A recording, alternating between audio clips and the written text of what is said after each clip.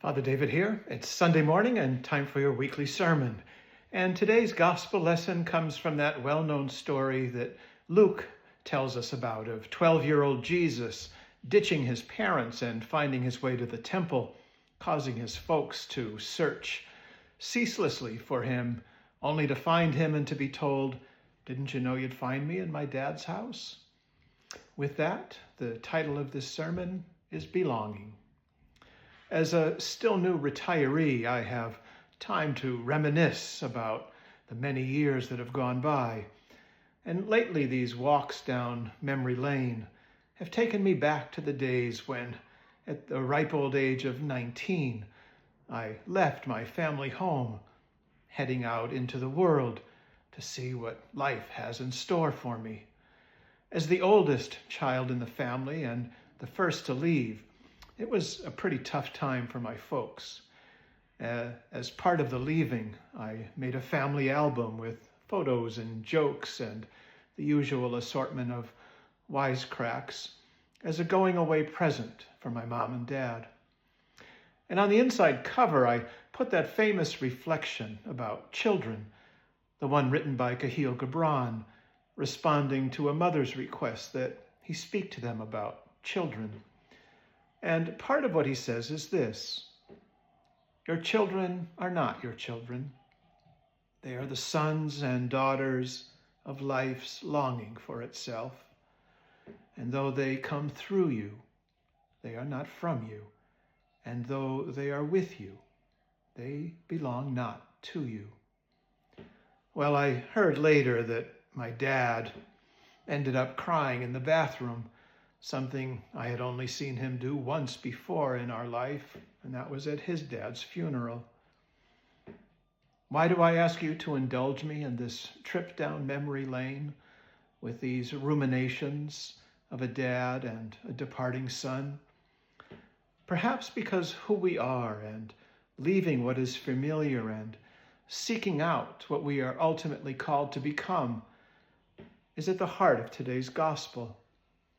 Here's the story of 12-year-old Jesus, who ditches family and friends who are all heading home to Galilee, who instead makes his way back to the temple in Jerusalem.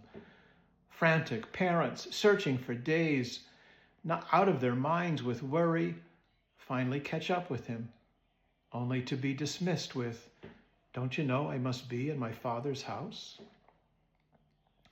And all of this, it seems to me, poses the central question of our lives. To whom do we belong? Jesus grasps from an early age that he belongs not to his mom or dad, nor his job, nor profession, nor to a girlfriend or wife. He belongs to God. To whom do you belong? Here in Hawaii, we often define belonging based on our different cultures. We pride ourselves on our various heritages. The last 40 years has seen a wonderful rediscovering and reconnecting with the Hawaiian culture among both those who are Native Hawaiian and those of us who, though not Hawaiian by blood, share the love of this place and her people as our host population. Indeed, many of our ethnic groups remain tightly knit, well-organized, and powerful forces in our lives.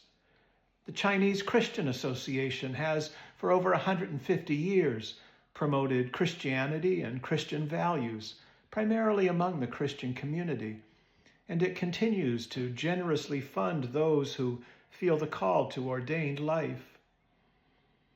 The Chukis community, our friends who hail from that distant corner of the vast Pacific Ocean, many of whom struggle financially every day, come together with each and every death in their community, gathering scarce dollars, all to ensure a proper burial back home for loved ones who die here.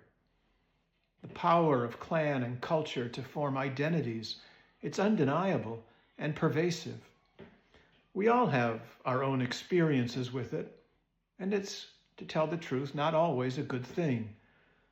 On the mainland, the siren call of ethnic identity, particularly among white folks, has taken on ominous overtones with the rise of white supremacy sentiment and too many folks succumbing to division and hate along ethnic, racial, and religious lines. But whether we are bound up with deeply rooted cultural identities that affirm life, or if we are embracing some of the worst inclinations of bigotry and disdain, both circumstances are a challenge by the one to whom we all belong. We are all of us invited to seek and eventually enter into a relationship with the source of all that is, the undefinable, indescribable essence that holds everything within herself, that in which all things exist. And while we use the shorthand name of God, it matters that we constantly remind ourselves that what we actually speak of is undefinable depth of the deep, calling to the deep in all of us. In a sense, sublime, of something far more deeply infused, whose dwelling is the light of setting suns, and the round ocean, and the living air, and the blue sky, and in the mind of man, so says the poet. At its root, the ground of all being may be glimpsed through the lens of two simple words: unconditional love. We all know what love with strings attached feels like.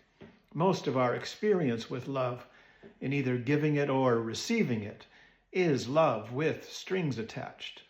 And each clan or culture seems to excel in one or more particular types of strings. Whether it be controlling Jewish or Chinese mothers, a very rare occurrence, I'm told, or domineering Filipino or Polish fathers, love with strings attached is something we each of us know very well. But unconditional love, a love that loves not because of what we do or who we are or how we behave, but a love that loves us simply because we are. This is the essence of God. The whole point of creation is the desire of unconditional love to share herself with creation. We exist in order to receive unconditional love. It's at the heart of Paul's letter today to the Ephesians, when he assures all humanity that long before the earth's foundations were laid down, God chose us as the focus of his love, to be made whole and holy by his love, adopting us into his family through Jesus Christ, taking sheer delight in it all. And all God asks of us is that we accept this lavish gift of unconditional love that he gives through the hand of his beloved Son. Unconditional love doesn't mean a love that spares us from illness or death, divorce or betrayal, wars or arguments, fears or abuse. Unconditional love, it's not a better version of Disneyland where everyone is happy and the sun always shines and the air is sparkling clean. No, unconditional love seeks far more from us, just as it seeks far more for us. Unconditional love calls us out of the still too narrow constraints of clan and culture into a life that puts complete and ultimate faith in that which calls us from the deep, that which embraces us, that mystery whom we call God.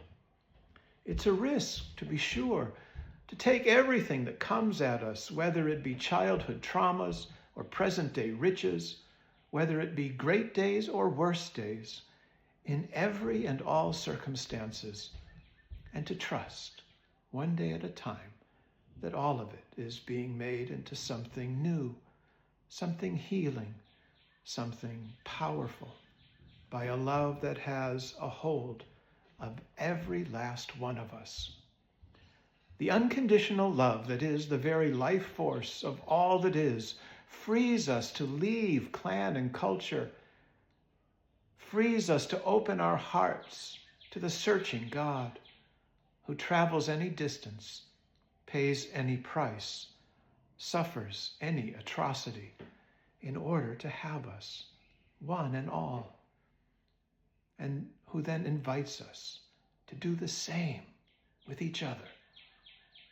I think that's what 12-year-old Jesus might be saying to the rabbis in the temple today, as he invites them to understand that God is not an angry disciplinarian, nor a rule-enforcing dictator, as he also introduces his parents to his true Father, his Father whose name is not wrath or rejection, but freedom.